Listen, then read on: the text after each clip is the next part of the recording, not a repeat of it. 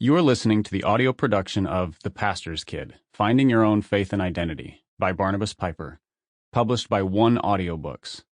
This book was originally published by the Good Book Company and is read by the author. To Karsten, Ben, Abraham, and Talitha, my siblings. Your roads are different than mine, so are your stories. All of us have had and will have our own struggles and twists on our way. Each of you has inspired me and fed these pages. Thank you, and I love you all. Forward.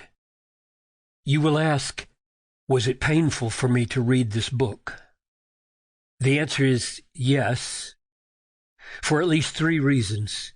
First, it exposes sins and weaknesses and imperfections in me.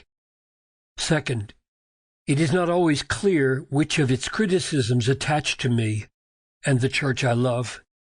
Third, this is my son, and he is writing out of his own sorrows. Writing this book has been hard. Maybe it's more accurate to say that a lot of hardship went into writing this book. Some of it in my own family and some of it through the pain of other PKs I connected with along the way.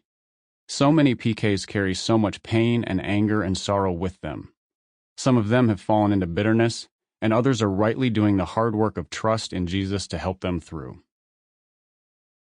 I am overwhelmingly thankful that Barnabas is in that last category. It took trust and courage to write this book. The road has been hard. And sometimes, as he says, we need to pour out what is boiling in us. When that happens, pressure is relieved and people get burned. But Barnabas is not out to burn, not me or any pastor. His aim is healing. That is part of why I wrote this book, he says, to help PKs make sense of, sort through, and express those bottled up frustrations and pains. Frustrations built up from carrying an anvil-like weight of being the most watched, the most known, and the least known people in the church. But boiling over does burn. I have been hard on pastors throughout this book. I have pointed out weaknesses and tendencies and failures. I have prodded and demanded and pushed them to be different, to change, to become aware. My suggestion for the reader is that if it gets too hot in the boiler room, you take a break from the heat and jump in the pool of chapter 8. There is a stream of grace that runs through this book. You taste it along the way, but it becomes a pool at the end. A soothing. Barnabas is honest about his own struggles and failures. He has drunk deeply at the fountain of grace.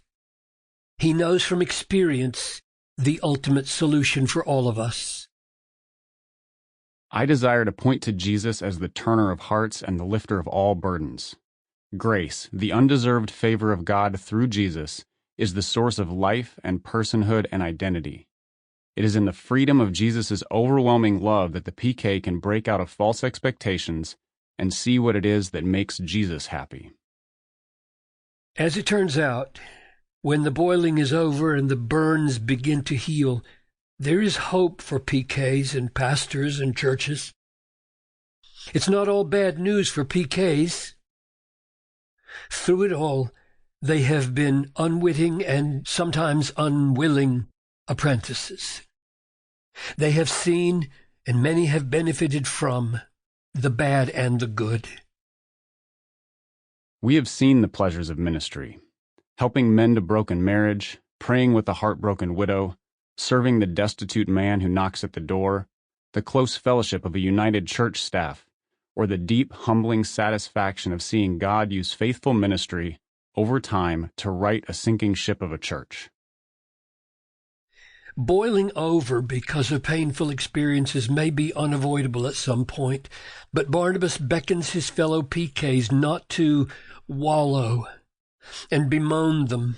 Rather, we must own what responsibilities are ours, to honor Jesus, to honor our fathers and mothers, to love and support the church, and to go about our lives not as victims, Sample complete. Ready to continue?